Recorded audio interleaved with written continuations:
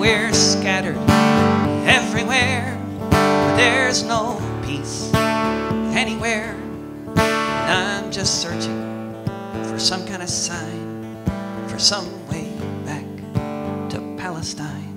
I want to go home. That the psychological condition is one of the dimensions of the conflict that is not widely understood. I want to go home. I want to go home. So I think that's kind of where I'll leave you. And we'd be happy, I know we spent all the time you're supposed to be able to ask us questions while we were babbling away here, but we'd be happy to take questions if you think there's time for that. Yeah, we could. Yeah, thank you. Thank you.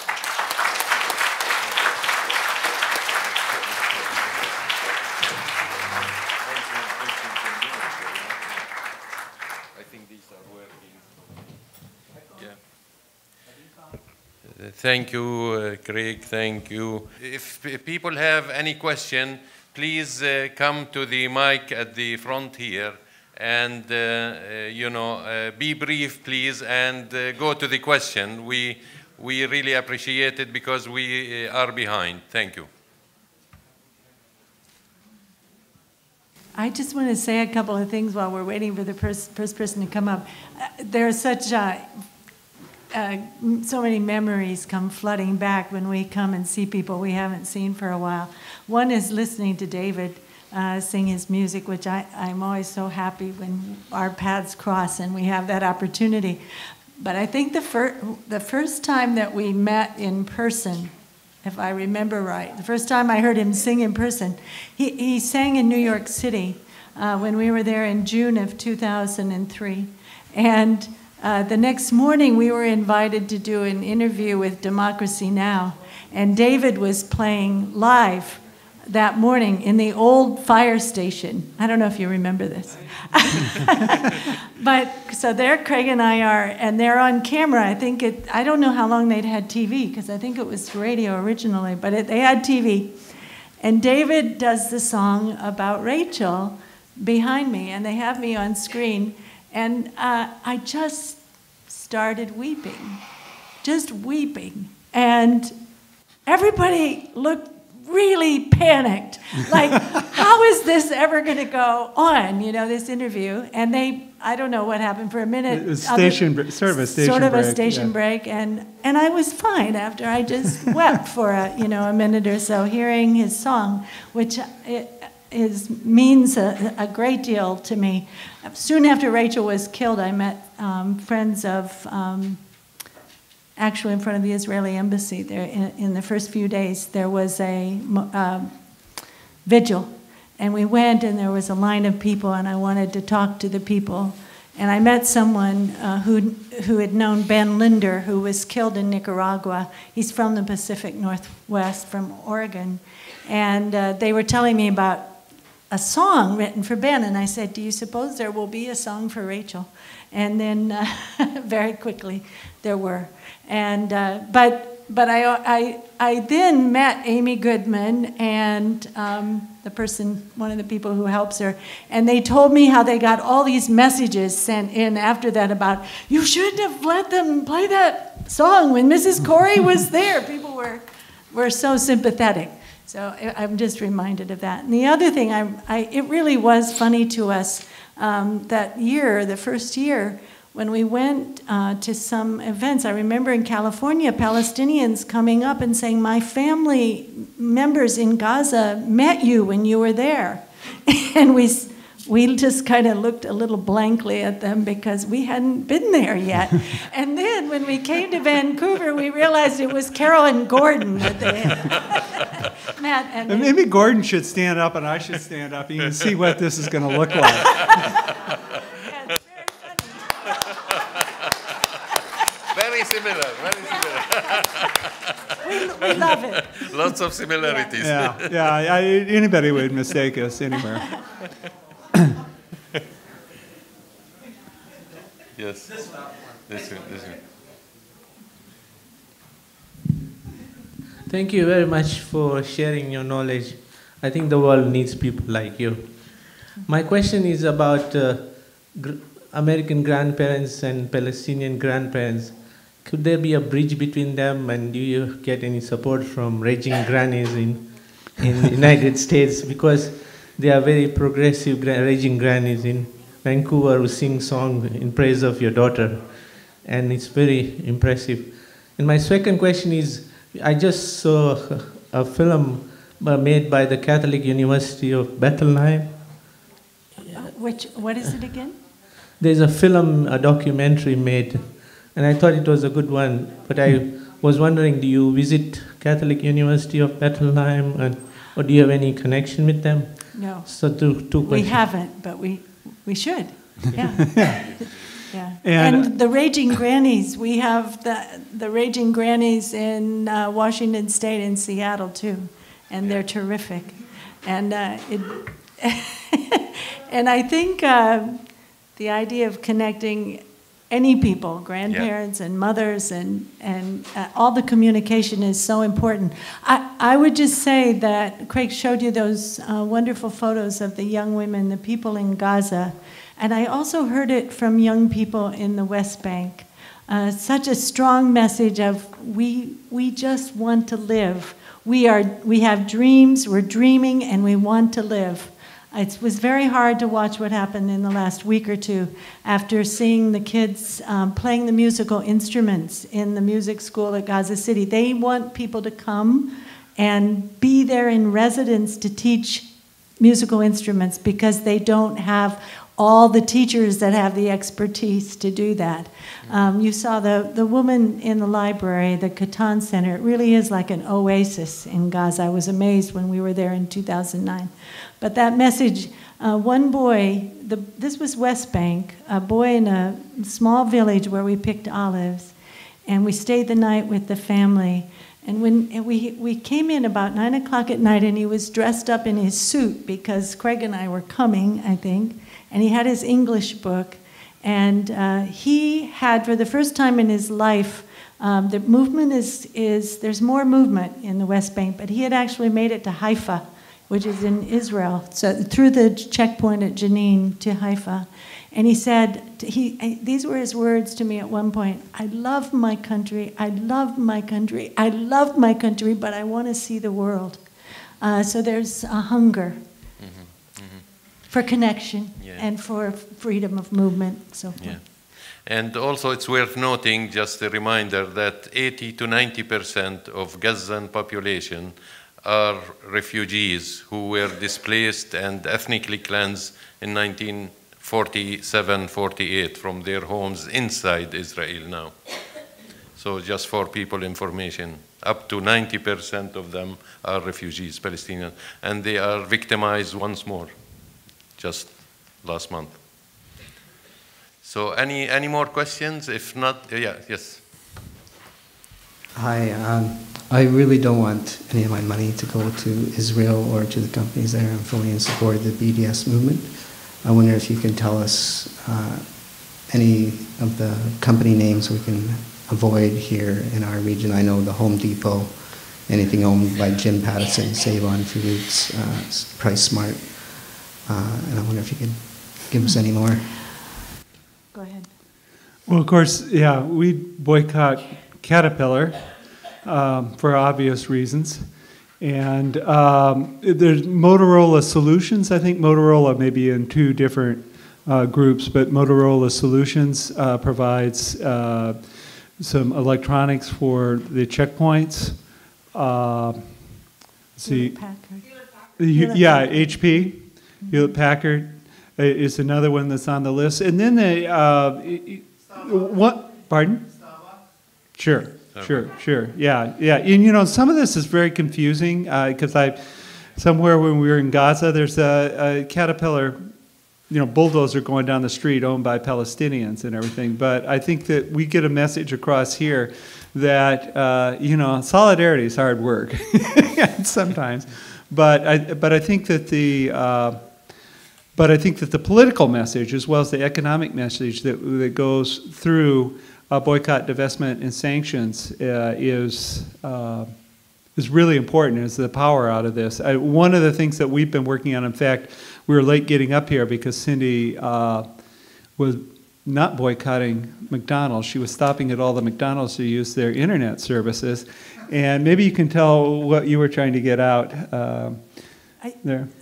Some of you may have heard that Stevie Wonder was going to be doing a big fundraiser for the Friends of the IDF, which is a U.S. organization. I don't know if they're based in any other countries, but it's headquartered in New York City. And so there's been an effort in the last couple of days to get the message to Stevie Wonder, who is actually, I think, a UN ambassador for peace. And has a history of being a social activist and using his reputation and his fame in very constructive ways. So people have been working to get that message to him. Last night it came out that there was word that he was not going to do the performance in Los Angeles, this big gala fundraiser, which raises, I can't even remember the amount of money, but it's a huge amount of money to support the IDF. I don't know what they do with it all, but that's what it's used for.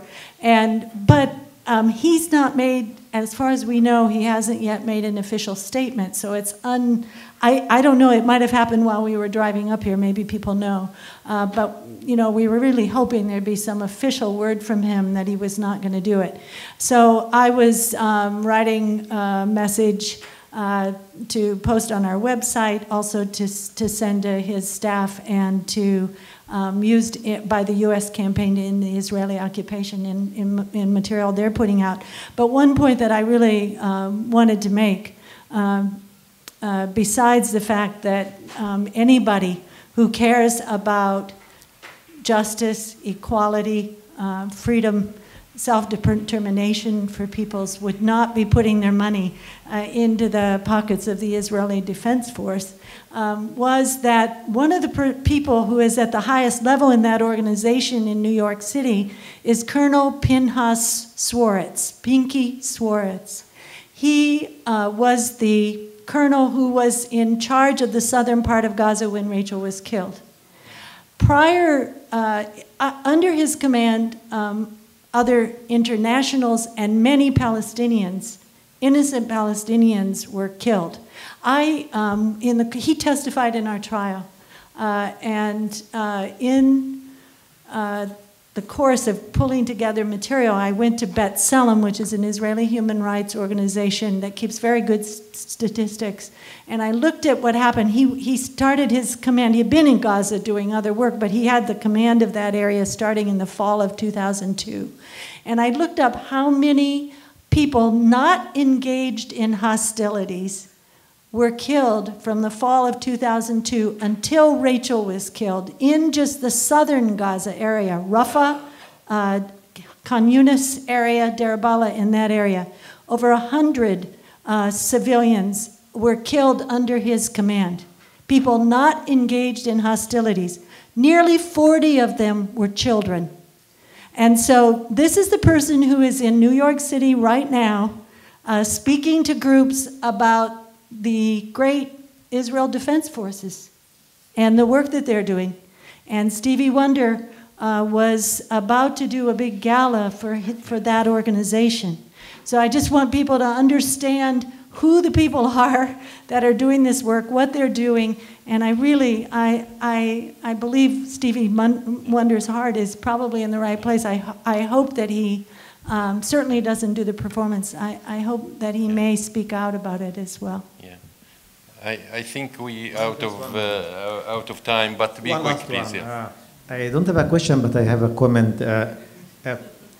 Rachel became my hero when I first heard her story, and now I know there is a song for her. I suggest write that song down, put it in a small frame, 6" by 6". You autograph them, and we auction these.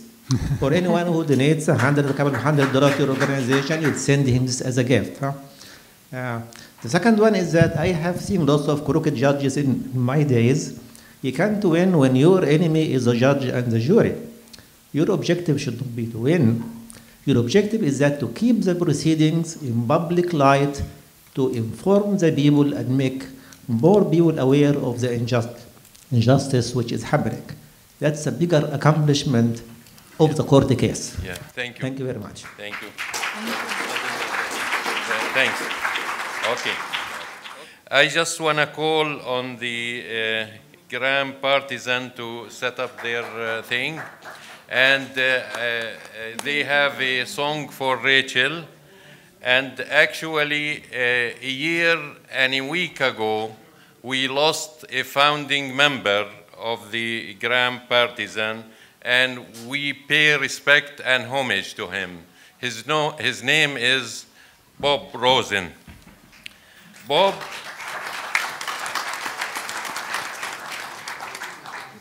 is from Jewish background. I knew Bob in the 70s. He was an activist in the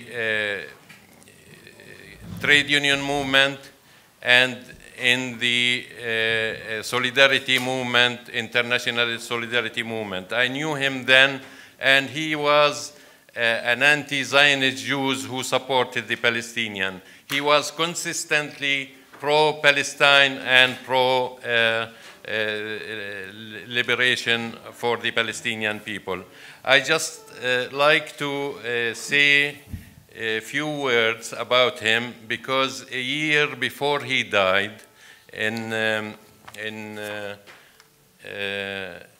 November, he wrote an excellent article. He was a teacher, and also he worked with my daughter Dalal at the BCTF with an uphill battle to recognize the Palestinian human rights in the BCTF, with no success, but hopefully it'll bear fruit. His efforts will bear fruit in the BCTF. But he wrote an article in the Teachers News Magazine, volume 23, November 3rd, the number 3, November and December issue, 2010. People could find it on the website, but it is entitled, "Is it anti-Semitic to criticize Israel?" And he argued that it is not. And also he made the case in this article, he made the case for the BDS movement. Also, he made the case for the one-state solution, and I'll just quote from the article. "Many in Palestine and elsewhere are proposing the idea of a single state inhabited by Jews and Palestinians who have full equality under the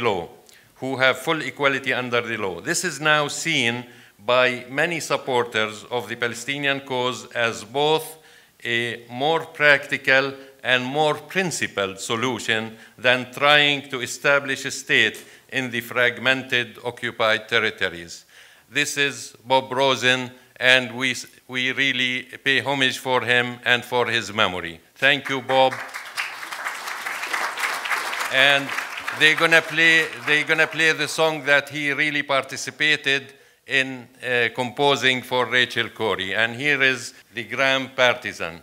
Let's welcome them.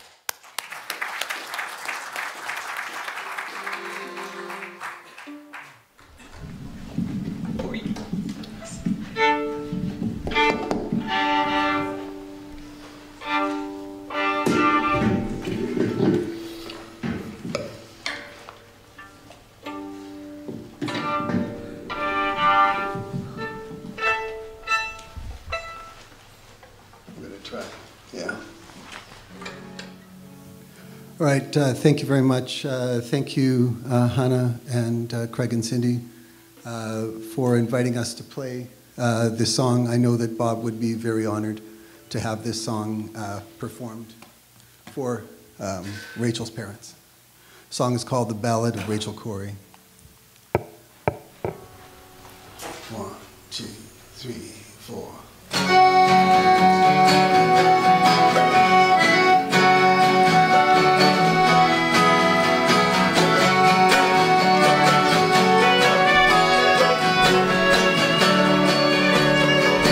Oh, there's a wall in San Francisco with painted faces you can name. Amidst this group of heroes is a face that marks the shame of a brutal occupation that keeps the people's rights denied and a young woman's courage to stand up against the tide, or bring an end to occupation, new hope for Palestine. Thousands shout around the world, peace and justice in our time.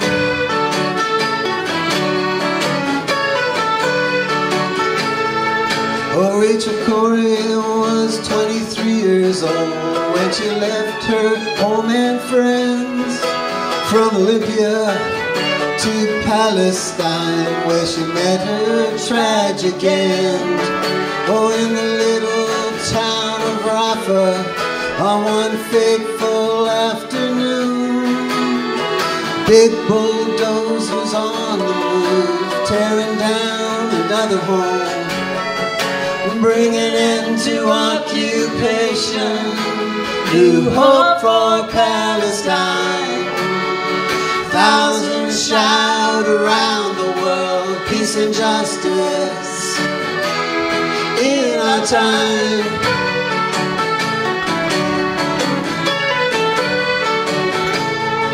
Well, there was nothing very special in Rafah town that day. Same thing happens every week from Bethlehem to Ramallah. Children murdered on the ground for the crime of throwing stones. Soldiers at the checkpoints, keeping people from their homes, bring an end to occupation, new hope for Palestine. Thousands shout around the world, peace and justice in our time.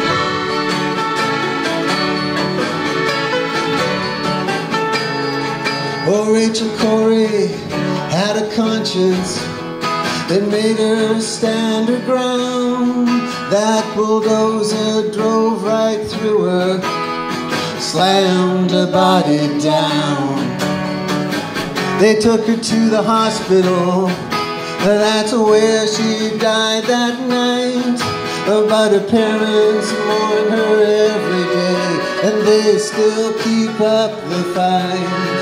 Oh, bring an end to occupation, new hope for Palestine. Thousands shout around the world, peace and justice in our time.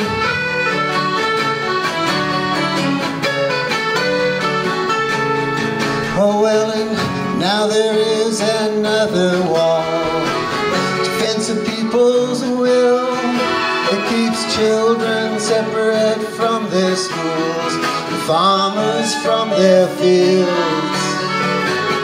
Now it's up to you and me whether Rachel died in vain, or will we stand together to try to end the pain, or bring an end to occupation, new hope for Palestine.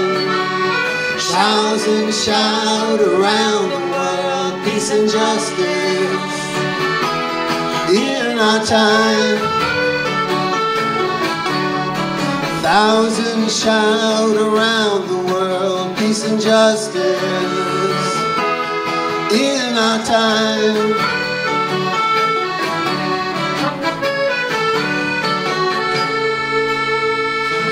Thank you very much.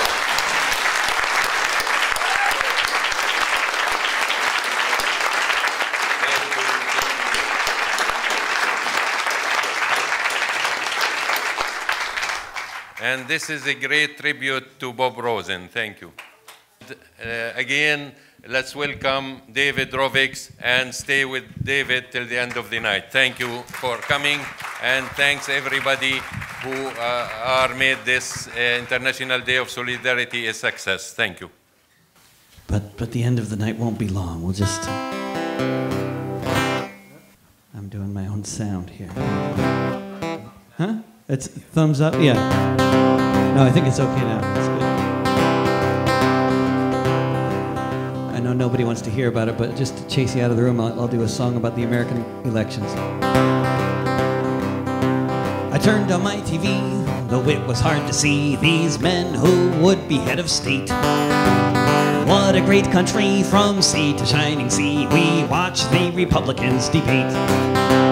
Newt stood with his third wife and said, "You bet your life the president is a red. He wants to tax the rich a lot, take your limo and your yacht. He wants to have the bankers' heads. And if he gets in again, he'll paint the White House pink, and then he'll hire Chavez as his VP. Then we'll be right on track to give capitalism the sack, along with the insurance industry. If only it were true, if only it were true, I'd be so happy, wouldn't you? If only it were true, if only it were true, if only it were true. He'll give everyone food stamps and wheelchair ramps. He'll subsidize windmills and maple syrup. He'll cripple industries with eco-friendly policies, and pretty soon we will be just like Europe. He'll shut down oil wells, give out solar cells to every home in Delaware and Illinois. He'll ban logging in the parks. He'll send the works of Karl Marx to the homes of every American girl and boy. He'll abolish pesticides. He'll be giving out free rides and free lunches too in his high-speed trains. He'll start lots of public works full of union perks. He'll fill all the cities up with bicycle lanes. If only it were true, if only it were true, I'd be so happy, wouldn't you? If only it were true, if only it were true, if only it were true. Watch out, his critics tell, this shall be our death knell. He'll pull the troops out and end all of our wars. He'll gut military spending, our empire will be ending, and soon we'll be invaded by the Moors. He'll legalize all drugs, give away beer mugs and hookahs to every child, and Korans. He'll ban religions from the schools, give 40 acres and a mule to every person who makes less than 50 grand. He'll close Guantanamo to torture, he'll say no. He'll make us all drive electric cars. He'll reinstate the fairness doctrine, take off that damn flag pin, and he'll put Rupert Murdoch behind bars. If only it were true, if only it were true, I'd be so happy, wouldn't you? If only it were true, if only it were true, if only it were true. If only it were true, if only it were true, I'd be so happy, wouldn't you? If only it were true, if only it were true, if only it were true.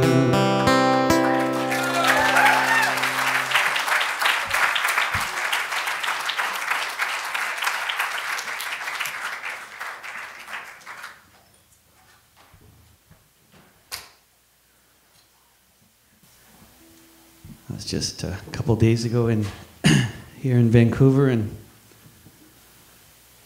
ran into somebody who was denying that there was a massacre in Jenin. I think that's called a massacre denier.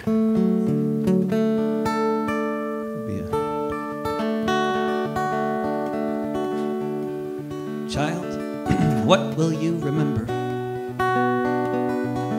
when you recall your 16th year? The horrid sound of helicopter gunships, the rumble of the tanks as they drew near, as the world went about its business, and I burned another tank of gasoline. The Dow Jones lost a couple points that day while you were crying in the city of Jenin. Did they even give your parents warning before they blew the windows out with shells? As you hid inside the high school basement,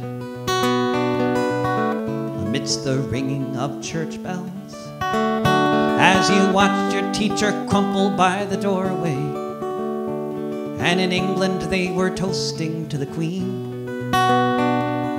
You were so far from the thoughts of so many huddled in the city of Jenin. Were you thinking of the taunting of the soldiers, or of the shit they smeared upon the walls? Were you thinking of your cousin after torture, or Tel Aviv and its glittering shopping malls? When the fat men in their mansions say that you don't want peace, did you wonder what they mean? As you sat amidst the stench inside the darkness in the shattered city of Janine. What went through your mind on that day at the sight of your mother's vacant eyes, as she lay still among the rubble beneath the blue Middle Eastern skies? As you stood upon this bulldozed building beside the settlements and their hills so green, as your tears gave way to grim determination amidst the ruins of the city of Janine. And why should anybody wonder, as you stepped on the crowded bus across the green line, and you reached inside your jacket for the cord?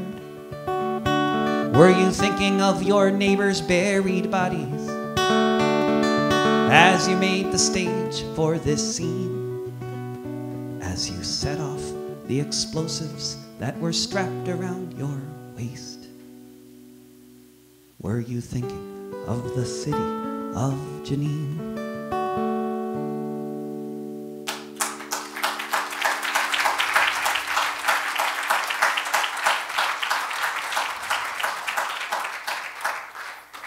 Maybe I'll do two more if I can find them here. I'm playing tomorrow night at the Rhizome Cafe if you want to hear more.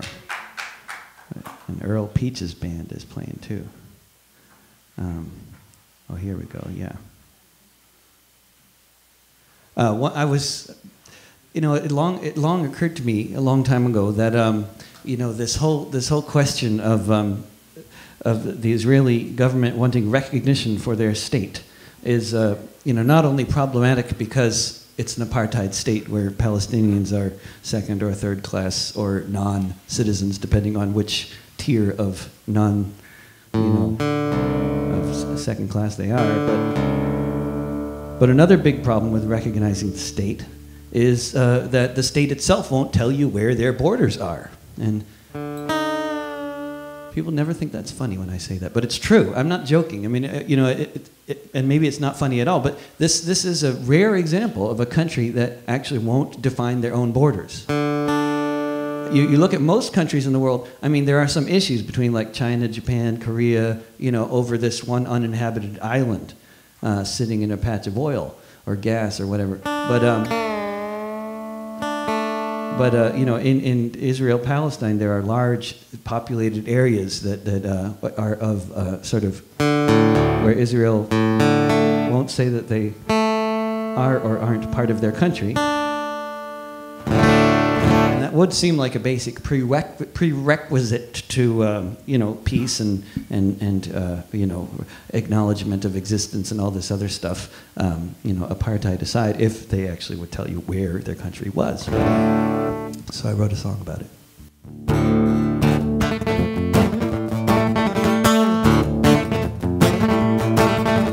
Netanyahu's in a tizzy. His eyes are filled with hate. He said the problem with those Arabs is they won't recognize a Jewish state. He said those Palestinians just won't come around to accepting Jewish rule on their holy ground. He said the Arabs don't accept their new neighbors in the hood. Those ungrateful regimes don't respect us as they should. Well, I don't want to upset anyone or unduly take to task, but if a state wants recognition, it seems reasonable to ask, where are your borders? Where are your borders? That's the chorus. It could be a chant. Huh? Where are your borders? Where are your borders? I heard him him speaking to the Congress, getting his 29th standing O. He said, we need our security from those terrorists, don't you know? Well, if you want security, it seems only fair that you should also grant it to the people over there. Because if you want security, although the question seems to be a sin, just where your country ends and your neighbor's lands begin. Where are your borders? Where are your borders? Where are your borders? Where are your borders?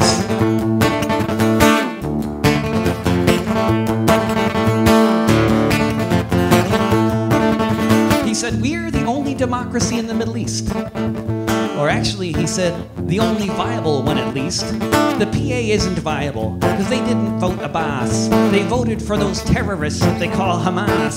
So we can't recognize them, though we wish they would agree that we stole their land quite fairly here by the Mediterranean Sea. We stole it fair and square. We stole it just like you. If you don't like it, you're an anti-Semite, whether you're a Muslim or a Jew. Where are your... But tell me. Where are your borders? Where are your borders? Where are your borders? Where are your borders?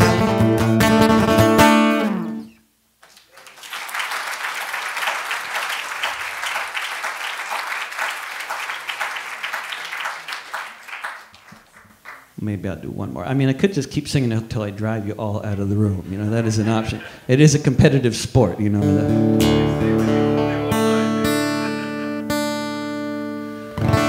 With the most recent bombing in Gaza, you know, it was like, once again, a reminder that, you know, here is a country that has driven hundreds of thousands of people off their land, erased their towns, as they say.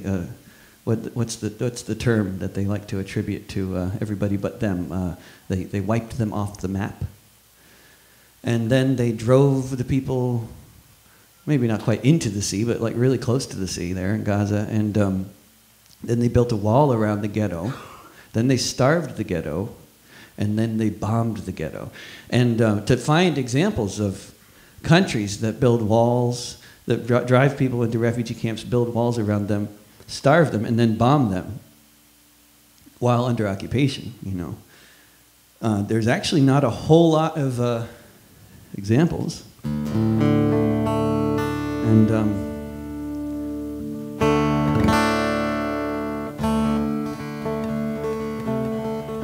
so I've been asking this question.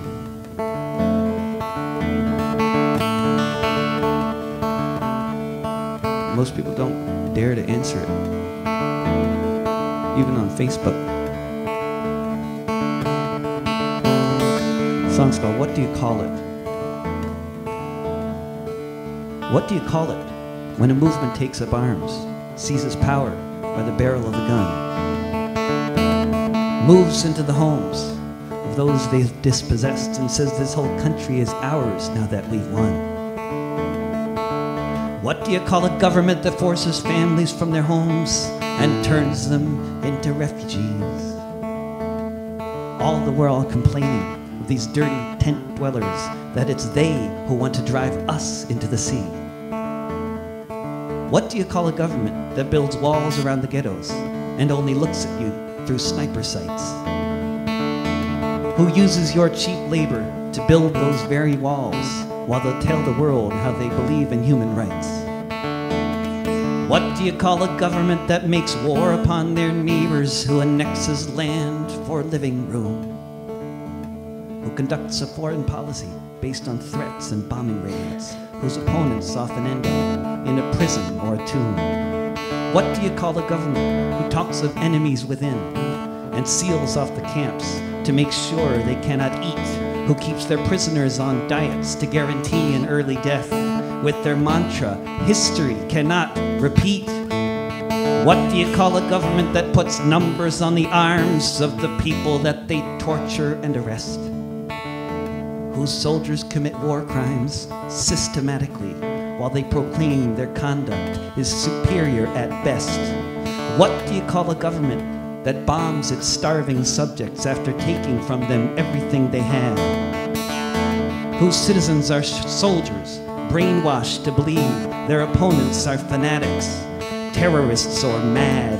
What do you call it when a movement takes up arms and seizes power by the barrel of a gun? Moves into the homes of those they've dispossessed and says this whole country is ours now that we've won. Thank you.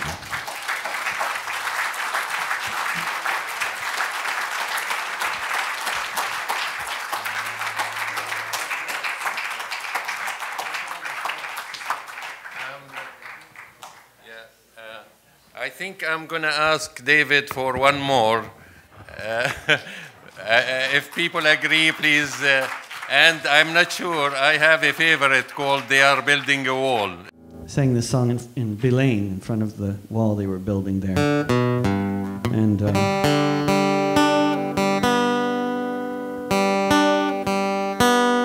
it felt like a regular protest until the media left.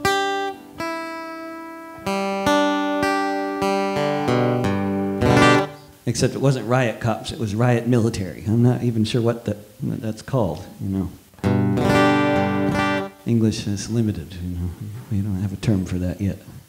They're building a wall between friends, a wall that justifies any means for their ends, a wall between Semites, rich and poor, brothers and sisters, from not so long before, many feet thick and 30 feet high. No one can look through it and into the eye of a person you might know, to whom you might confide. Now just a stranger on the other side. They're building a wall between water and land, so we can eat fruit and they can eat sand. A wall to make sure that our orchards will grow and our kids can get fat and not need to know of the cities in ruins and the children in fear that your fathers and brothers in tanks might be near. A wall to keep quiet that which you fear most, so you don't have to listen to your grandfather's ghost. They're building a wall between future and past, a wall to keep separate the chambers of gas from the bulldozers, gunships, and the tears of a child. Dignity, love, and all honor defiled, to remove reality from your facts on the ground. A wall to keep distant the terrible sound of the houses that crumble and the children that die. A wall to keep separate the truth from the lie. They're building a wall, and at such a cost. Land, money, and safety, and all the lives lost.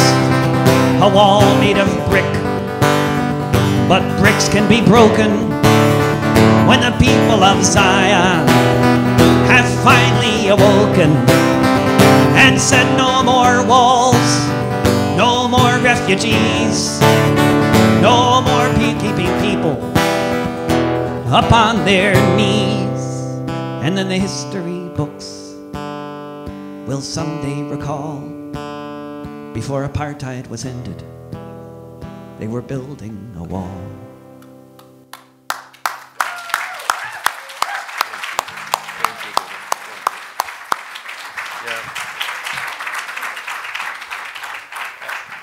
So again, I thank all of you, and please stay around and Craig and Cindy will be outside, so if people want to ask them any question. And please keep up the support work and join us in the Canada-Palestine Association. Our basis of unity is also at the literature table. Thank you again.